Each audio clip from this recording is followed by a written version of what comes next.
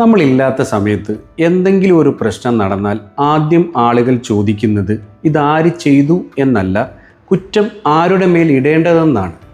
പലരും പല അഭിപ്രായങ്ങൾ പറയും, പലരുടെ പേരുകളും പറയും. പക്ഷേ ഒരു ചോദ്യം മാത്രം മതി: തെളിവുണ്ടോ? അപ്പോൾ മിക്കവരും നിശബ്ദരാകും.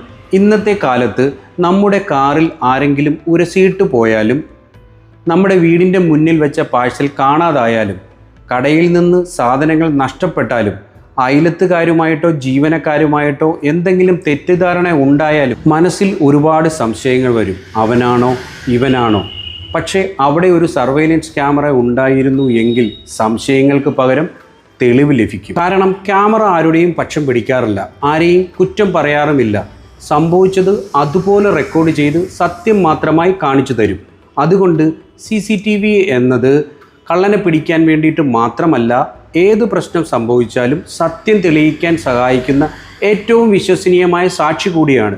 ഓർക്കുക, അഭിപ്രായങ്ങൾ മാറാം, പക്ഷേ തെളിവുകൾ ഒരിക്കലും മാറില്ല.